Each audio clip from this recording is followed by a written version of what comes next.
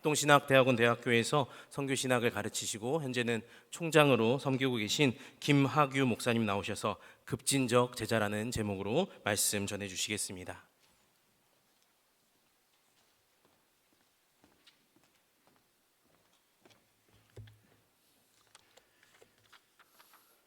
네, 오늘 제가 두 번째 중동교회 방문하는 날입니다.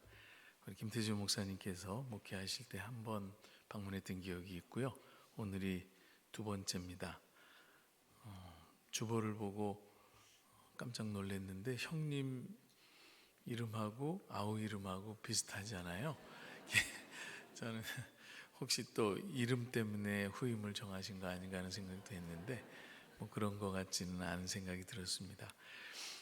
중동교회 와서 보니까 굉장히 따뜻하고 살아있고 뭔가 이렇게 교회마다 느낌이 있는데 다이내믹이 살아있는 교회다 하는 생각이 들었습니다. 그리고 우리 목사님과 잠깐 대화하는 동안에 선교에 열정이 있는 교회를 다시 한번 제가 방문하게 돼서 굉장히 기뻤습니다. 사실 오늘도 대화를 하면서 느낀 게 선교적인 주제로 여러분과 나눴으면 좋을 뻔했다 하는 생각을 했고요. 오늘은 선교적인 주제는 아닙니다만 비슷한 주제로 극단적인 제자라는 제목으로 여러분과 말씀을 나눕니다. 여러분 합동신학대학원을 위해서 늘 기도해 주시고 물질로 후원해 주셔서 진심으로 감사를 드립니다. 앞으로 저희 학교와 우리 중동교회가 정말 세계복음화를 위해서 힘을 합쳐서 무엇인가 멋진 일을 진행할 수 있지 않을까 하는 생각을 해봤습니다. 기도하고 말씀을 나누겠습니다. 아버지 하나님 감사합니다. 오늘 아침도 하나님의 말씀으로 훈계하시고 깨닫게 하시고 도전받게 하시고 결단하게 하셔서 이후의 삶이 지금보다 나은 삶이 되게 하시고 이후의 삶이 지금보다 더 헌신적인 삶이 되게 하시고 이후의 삶이 더욱더 주님 닮은 삶이 될 수 있도록 인도하여 주시옵소서. 예수님 이름으로 기도합니다. 아멘. 네, 오늘 제목이 굉장히 무시무시하시지 않으세요? 네, 극단적 제재. 극단적이라는 말은 잘 안 쓰는데요. 사실 정치학자가 이 극단적이라는 말을 만들어냈습니다. 레디칼이라는 말은 사실 건강한 이미지보다는 훨씬 더 부정적인 이미지가 강하죠. 이 극단적 제자라 오늘 이 성경 말씀을 읽으면서 여러분이 느끼셨을 겁니다. 예수님 굉장히 극단적인 요구를 하시는구나. 예수님이 제자가 되겠다는 사람들에게 격려와 위로는 하지 못할 망정 굉장히 극단적인 내용을 요구하고 계시는구나 하는 것을 발견했을 겁니다. 사실 70년대에는 이 제자라는 말, 제자도라는 말, 제자훈련이라는 말이 굉장히 보편적이었습니다. 교회 안에 누구나 예수를 믿으면 주님의 제자가 되는 줄 알고 제자훈련을 받기도 하고 또 정말 제자 닮은 삶을 살려고 애를 많이 썼습니다. 어느덧 50년이 지나면서 한국교회는 이제 막 쇠락의 길을 걷기 시작하는 것 같습니다. 교회 안에 청년들이 점점 사라지고 가난한 신자들이 많아지고 정말 부끄러운 일들을 매스컴을 통해서 많이 접하게 됩니다. 한국교회가 힘을 많이 잃어가고 있구나. 한국교회가 신뢰를 많이 잃어가고 있구나. 어떻게 우리가 이러한 상황에서 한국교회를 다시 한번 새롭게 할 것인가. 이 부분에 대해서 오늘 성경 말씀을 통해서 도전을 받고 결단하는 시간이 됐으면 좋겠습니다. 올 6월에 빌리그레암 전도집회 50주년 기념대회가 아마 요 가까운 상암 운동장에서 있다고 제가 들었습니다. 사실 50년 전 사건을 그리워하는 거죠. 50년 채 지나지 않아서 한국교회가 이렇게까지 약해지리라고는 아무도 생각하지 못했습니다. 그럼에도 불구하고 강력한 세속화의 물결 한국교회에도 깊이 들어와 있고 또 우리의 삶 속에도 세속적인 가치들이 깊게 자리 잡고 있는 것 같습니다. 많은 청년들이 어떤 인생을 살래라고 물으면 전부 대기업에 취직해서 안일한 삶을 살고 싶다고 이야기를 합니다. 전문가가 돼서 안일한 삶을 살기를 원합니다. 왜 의사 될래? 돈 많이 버니까. 왜 대기업 갈래? 월급 많이 주니까. 왜 변호사 될래? 돈 많이 벌 수 있으니까. 우리 크리스찬들의 세속적인 가치, 우리 안에 자리 잡고 있는 세속적인 가치가 일반인들과 크게 다르지 않다 하는 것을 우리의 삶을 통해서 되돌아보게 됩니다. 사실 저는 젊었을 때 어른들을 참 많이 비난했습니다. 왜 어른들은 하나님의 말씀대로 살지 않을까?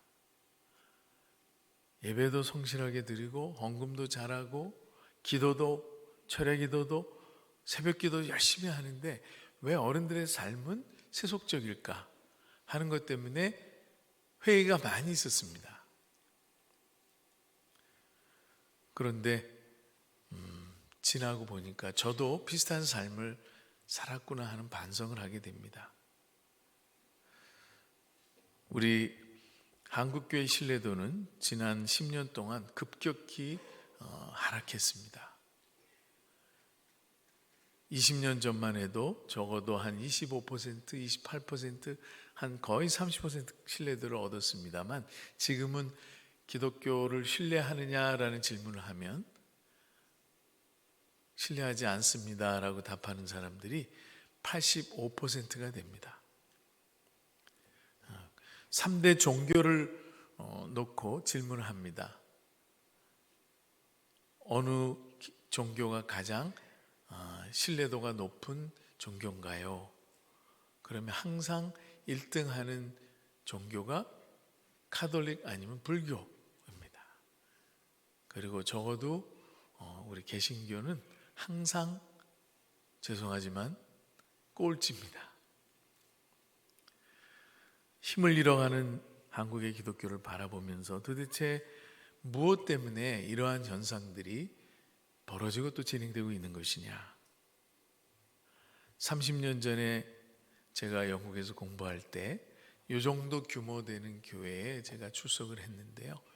성도들이 한 30명 요 앞에만 앉아 계셨습니다. 요 성가대 정도 인원 정도. 연세는 50이 넘은 노인네들. 청년은 목사님 아들 한 명밖에 없었습니다. 제가 그때 그 현상을 보면서 우리 한국교회도 과연 이렇게 될까? 저는 한국교회는 영원히 성장할 줄 알았어요. 그런데 세월이 지나면서 우리도 역시 비슷한 경험을 하는 일들을 보면서 가슴이 아프죠. 우리 70년대에 유행했던 용어를 다시 한번 끄집어냈습니다. 제자, 영어로 disciple이라고 그러죠. 예수님을 따르는 자, 예수님을 닮고 싶은 자. 그 당시에 제자 훈련은 정말 혹독했습니다. 특히 CC 같은 경우에는 거지 전도 훈련이라고 있었어요. 혹시 이 가운데 CC 출신이 있는지 모르겠습니다만 돈도 갖지 않고 카드도 갖지 않고 맨몸으로 전도 여행을 떠나는 거죠. 그리고 3, 4일 또는 일주일 돌아와서 간증을 합니다. 어디 갔더니 하나님께서 누구를 우연히 만나서 식사를 해결하게 됐습니다. 어느 분을 우연히 만나서 그 집에 가서 숙식을 해결할 수 있었습니다. 정말 아무것도 손에 쥐지 않고 떠나는 거지 전도 여행. 그러나 하나님이 역사하셨습니다. 그 얼굴에서 청년들의 얼굴에서 빛이 났습니다. 하나님을 만난 감격, 하나님이 함께 하셨던 그 기쁨. 이런 기쁨들이 이제는 더 이상 교회 안에 존재하지 않는 것 같습니다. 신앙의 입문에는 성공했지만 변화와 성숙에는 실패한 것이 아닌가 하는 생각을 합니다. 회심은 했지만 기독교적 세계관이나 가치관으로 변화받지 못한 우리의 삶을 되돌아보게 됩니다. 오늘 이 말씀을 보면서 후안 카를로스 오르티즈 목사님의 제자입니까? 라는 책이 생각이 났습니다. 1914년 출판이 됐고요. 아르헨티나 부에노스아이레스에서 페이스 태버나클 처치의 담임 목사님으로 계시던 분입니다.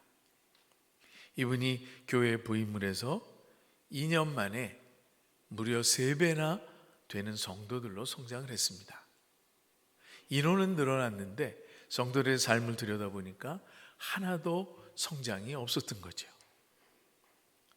그래서 이분이 고민하면서 성경을 새롭게 깊이 들여다보기 시작했습니다. 과연 기독교인이 된다는 것이 무엇인가? 기독교의 본질은 무엇인가에 대한 고민을 하기 시작했고요. 이분은 이런 결론에 이르게 됩니다.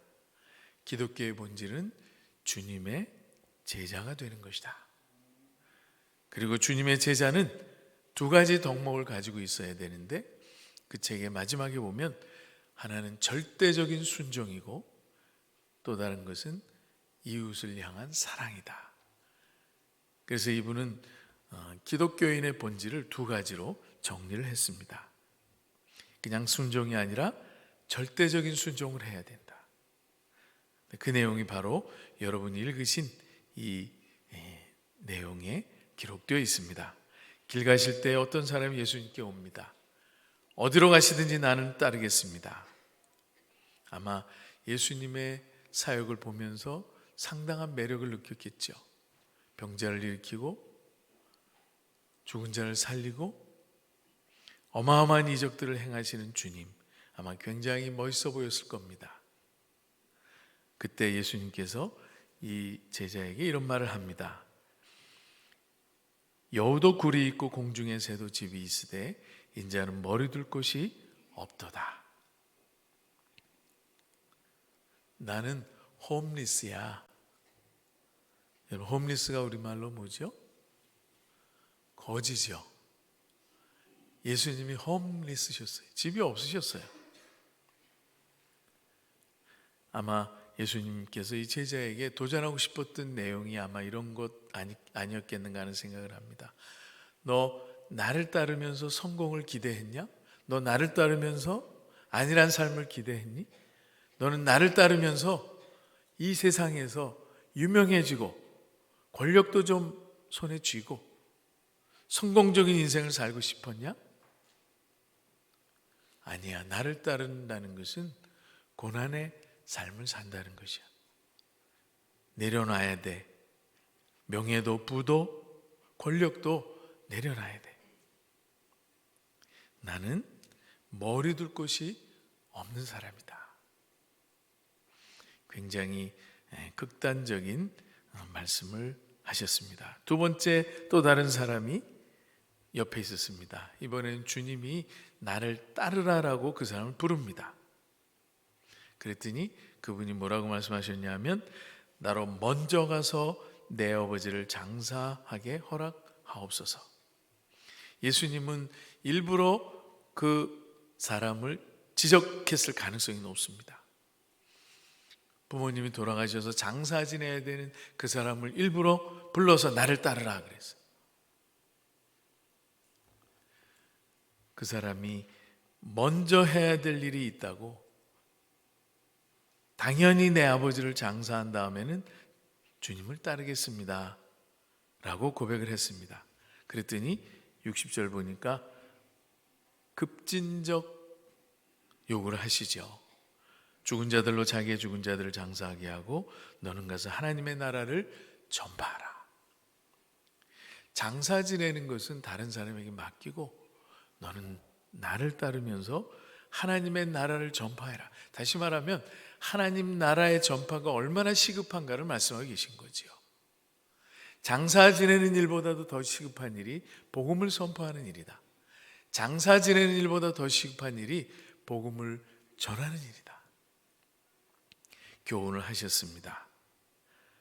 여기서 중요한 단어는 먼저죠. 내가 먼저 아버지 장사를 지내는 것, 그것이 인간적인 도리이고 인간으로서 당연히 감당해야 되는 일이지만은, 그러나 그것보다 우선해야 되는 일이 있다. 그것은 하나님의 나라를 전파하는 것이다. 예수님께서도 사실은 그것 때문에 자기가 이 땅에 오셨다고 선언을 하셨거든요. 마가복음 1장 38절에 보면 이렇게 기록되어 있습니다. 우리가 다른 마을들로 가자. 거기서도 전도하리니 내가 이를 위하여 왔노라. 그러니까 예수님이 자기의 정체를 마가복음 1장 38절에서는 전도자라고 밝히셨어요. 내가 다른 마을에 가야 되는데 다른 마을에 가서 복음을 전하는 것이 나의 일이다. 예수님의 정체는 분명했습니다. 예수님은 하나님의 나라를 선포하기 위해서 오셨습니다. 그래서 이 땅에 오시자마자 제일 먼저 선포한 메시지가 뭐죠? 회개하라, 천국이 가까웠느니라. 이 천국 복음을 선포하기 위해서 예수님이 오셨어요.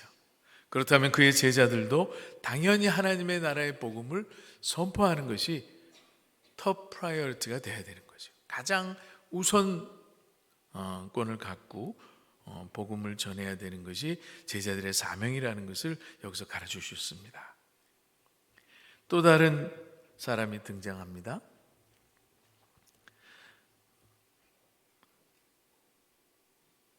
다른 사람이 주여 내가 주를 따르겠나이다마는 하고 조건을 붙였어요. 주님을 따르겠습니다. 그렇지만 먼저 가족과 작별하는 것을 허락해 주십시오.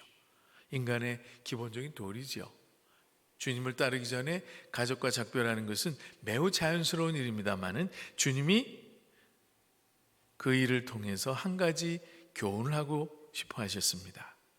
62절 손에 쟁기를 잡고 뒤를 돌아보는 자는 하나님 나라에 합당하지 않다. 이미 하나님 나라에 들어온 주의 백성, 하나님의 제자들은 더 이상 뒤를 돌아보면 안 된다. 세상을 그리워하면 안 된다. 옛 생활을 그리워하면 안 된다. 이제는 하나님 나라의 백성답게 영원한 삶을 바라보며 영원한 하늘나라만 사모하면서 달려야 된다. 마치 사도 바울이 표대를 향하여 달려갔다라는 표현을 했듯이 이제부터는 뒤돌아보지 말고 영원한 하늘나라, 바울이 부활이라고 얘기했죠. 내가 부활을 얻고자 하여 지금도 달려가고 있다. 이스라엘 백성들이 종종 뒤를 돌아봤습니다. 출애굽을 하고 나서 광야에서 생활이 팍팍했죠. 고기도 없고 야채도 없고 물도 넉넉지 않고, 그때 애굽을 되돌아봅니다. 애굽에서의 삶을 되돌아보죠. 여기 성경 말씀 보니까 민수기 11장 5절에 이렇게 기록되어 있습니다. 우리가 애굽에 있을 때에는 값없이 생선과 오이와 참외와 부추와 파와 마늘을 먹은 것이 생각나거늘. 애굽을 그리워하는 이스라엘 백성들, 하나님이 가장 싫어하는 행위 중에 하나입니다. 애굽에서 구해낸 이스라엘 백성들이 가나안을 그리워하지 않고 애굽을 그리워하는 행위를 하나님이 가장 미워하셨어요. 여러분은 어디를 향해서 가고 있습니까? 세상과 버타며 살고 계신가요? 세상의 가치를 따라 살고 계신가요? 그렇게 살아왔죠. 우리 자녀 교육이 이러한 사실을 증명해 주죠. 교회에서 전도사님들이 아이들을 좀 오래 붙들고 있으면 전화가 온답니다. 전도사님, 우리 아이 빨리 보내주세요. 학원 가야 돼요. 너 명문대학, 네가 원하는 대학 갈 때까지만 교회 안 다녀도 돼. 저희 교회도 중고등학생들 한 200명 정도 되는데요. 고등학생이 되면 100명으로 줄어듭니다. 무엇을 의미하죠? 네가 원하는 대학 갈 때까지만 신앙을 좀 유보해라. 우리의 가치입니다. 우리 부모들의 영적인 가치가 그 정도 수준밖에 안 되는 거죠. 옆집에 집사님, 장로님 아들이 신학교 간다 그러면 귀한 선택하셨네요. 기도해 드리겠습니다. 우리 아들이 와서 신학교 간다 그러면 너 기도해봐라. 정말 하나님의 뜻인지 기도해봐라. 이게 우리의 가치 아니에요? 정말 우리가 영적인 하나님의 일을 가치 있게 생각한다면 잘했다. 너 정말 영광스러운 길을 택했구나. 세상에서 네가 돈 벌고 성공하는 것도 중요하지만 하나님 나라의 일꾼이 돼서 하나님을 영화롭게 하는 거 정말 잘했다. 박수를 쳐야 되는데 주님, 제가 저기 있사오니 쟤를 보내소서. 선교사로 나갈 사람 아무도 손을 안 들어요. 쟤를 보내소서. 우리 아들 말고 우리 딸 말고. 이게 우리의 현 주소지요. 우리 여러분 잘 아시는 존 스투 목사님께서 책을 한 권 쓰셨습니다. 거의 유작이나 마찬가지인데요. 돌아가시기 직전에 극단적 제자라는 책을 쓰셨습니다. The Radical Disciple. 이 책에서 그분이 8가지 제자의 덕목을 쭉 기술하시는데요. 그 중에 첫 번째 등장하는 단어가 불순응, 닮지 않음, non-conformity라고 그래요. 무엇을 닮지 않는 것이냐? 세상을 닮지 않는 것, 세상의 가치를 닮지 않는 겁니다. 모든 사람들이 성공을 향해 달려갈 때, 모든 사람들이 권력과 명예를 향해 달려갈 때 우리는 낮아지고 손해보고 희생하는 길을 걸어야 된다는 거죠. 그렇지만 우리는 세상에 순응하면서 살아왔습니다. 그는 여기서 모든 그리스도인들은 영문화적 삶을 살아야 된다. 카운터 컬처라는 말을 쓰셨어요. 문화에 반하는 삶을 살아라. 현대인들의 문화에 반하는 삶을 살아야 우리가 진정한 주님의 제자의 삶을 살아낼 수 있다.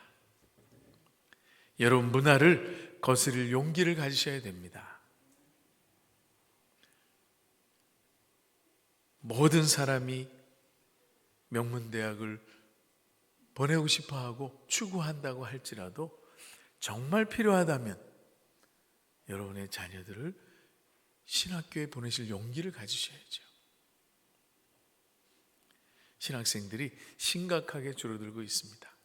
이제 청년 중에 어느 누구도 신학 공부를 하려고 나서지를 않습니다. 저희 교회도 지난 10년 동안 통계를 내봤어요. 청년들이 한 4,000명 정도 거쳐갔는데요. 그 중에 신학생은 딱 1명.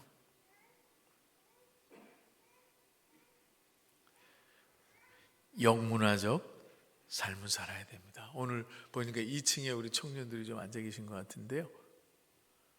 여러분, 문화를 한번 거스려 볼 용기를 가지세요.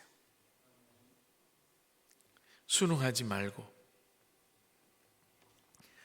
하나님의 큰 영적 비전을 이루기 위해서 여러분의 작은 꿈을 포기하시기 바랍니다.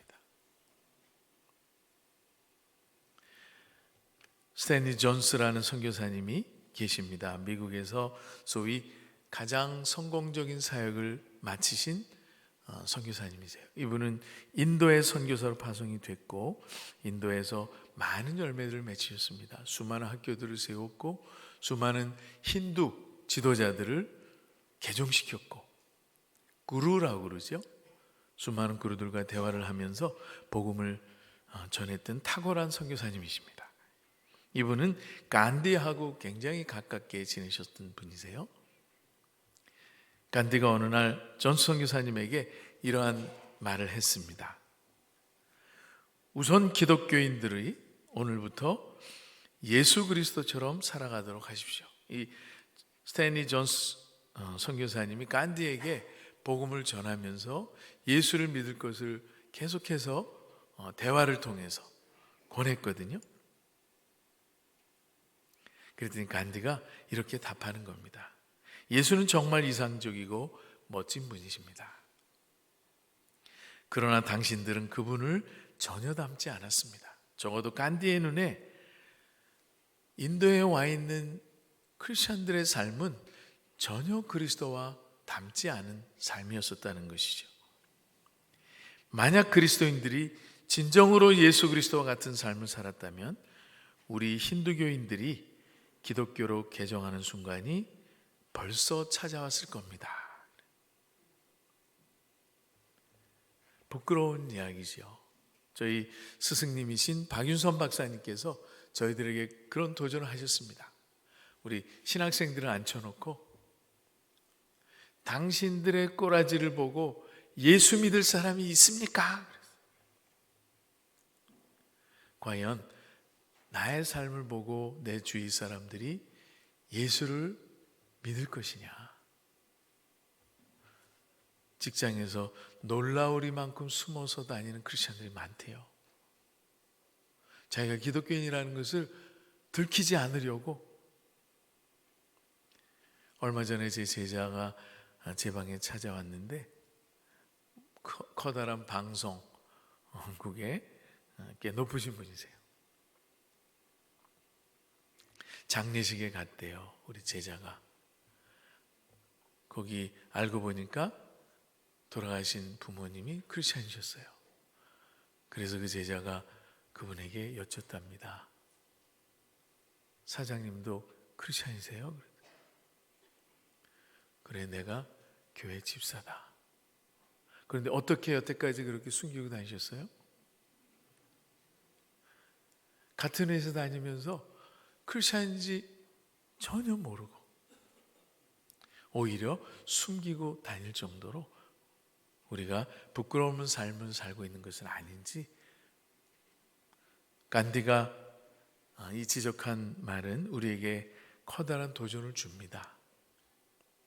초대교회 성도들은 적어도 그렇게 살지 않았습니다. 초대교회가 불과 300년이 채 되기 전에 로마 제국을 복음으로 점령했거든요. 터툴리안의 글을 보면 3세기 초에, 3세기 중반 후반에 이미 방방곡곡마다 복음이 들어가지 않은 곳이 없다, 교회가 없는 곳이 없다, 이렇게 기록해 놓을 정도로 정말 짧은 기간 내에 로마를 복음으로 점령했습니다. 어떻게? 삶으로. 종은 신실한 종으로 자기의 삶을 드러내 주었고, 군인은 군인답게, 정치인은 정치인답게, 사업가는 사업가답게 그리스도인의 모습을 드러냈기 때문에 그 당시 그리스도인들의 삶을 엿볼 수 있는 기록들이 많이 남아 있습니다. 일반 세속 역사가들의 글에도 남아 있습니다. 저들의 저울은 정직합니다. 저들의 자녀들은 정숙합니다. 그들은 고아와 나그네를 돌봅니다. 전염병으로 죽어가는 사람들 옆에서 간호하며 그들의 시체를 묻어주는 사람은 그리스도인들밖에 없습니다. 저들이 인간을 향한, 타인을 향한 헌신과 희생은 정말 향기롭습니다. 이런 기록들이 많이 남아 있습니다. 비록 그 당시에 하이 클래스들은 많지 않았어요. 소위 말하는 셀럽들은 많지 않았어요. 종들이었었고 천민들이었었고 많이 공부한 사람들이 교회 안에 그렇게 많지 않았어요. 고린도 편지를 보면 알 수 있죠. 너희 중에 문벌 좋은 자가 있느냐? 지혜로운 자 있느냐? 부자가 있냐? 그렇지만 하나님께서 너희들을 택하셨다. 그 연약한 자들을 통해서 로마 제국을 복음화하셨습니다. 어떻게? 삶을 통해서. 그들의 삶은 향기로웠습니다 라는 기록을 보면서 우리가 만약에 이 시대에 정말 그리스도 닮은 삶을 살아낼 수 있다면 우리 주위의 많은 사람들이 주님을 만날 수 있지 않을까 하는 생각을 합니다. 어느 기업체에 제가 이야기하면 여러분들이 금방 아는 기억입니다. 언젠가부터 세무서에서 계속 찾아와서 세무검사를 합니다. 사업을 진행할 수 없을 정도로 귀찮게 계속 찾아왔습니다. 이유는 하나죠. 뇌물을 달라는 겁니다. 끝까지 뇌물을 주지 않았습니다. 나중에 3, 4년이 지나고 나서는 더 이상 세무공무원들이 찾아오지 않았습니다. 그 회사는 정직한 회사야. 그 회사는 갈 곳도 없어. 세금 보고 정확히 하고 원칙대로 하는 회사니까 더 이상 찾아가서 감사할 필요 없어. 놀라운 것은 그 세무공무원 중에 한 분이 크리스찬이 되셨는데요. 그 이유는 바로 그 회사에 감사를 나갔다가 그 회사가 너무 깨끗하고 정직한 모습을 보면서 정말 당신 같은 사람들이 믿는 예수, 당신 같은 사람들이 따르는 기독교를 나도 한번 믿고 따라보고 싶다. 그래서 교회에 나가서 신앙생활을 한다는 이야기를 제가 들었습니다. 여러분, 한국교회가 다시 한번 회복되기 위해서는 우리가 주님의 참 제자가 돼야 됩니다. 주님의 제자가 되기 위해서는 대가를 지불해야 됩니다. 때로는 명예도 내려놓고 부도 내려놓고 안일한 삶도 내려놓고 세상에서 유명해지는 것도 내려놓을 수 있어야 됩니다. 한국교회가 대가를 지불하지 않았기 때문에 주님의 제자로서의 대가를 지불하는 데 인색했기 때문에 힘을 잃었고 점점 쇠락해 가고 있는 것이 아닌가 하는 생각을 합니다. 바라기는 우리 중동교회 성도 여러분 한 분 한 분은 정말 주님이 오늘 말씀하신 것 같은 급진적인 제자의 삶을 살아내서 한국교회를 다시 한번 일으켜 세우는 힘 있는 성도들이 되기를 주님의 이름으로 축원합니다. 기도하겠습니다. 하나님 아버지, 저희가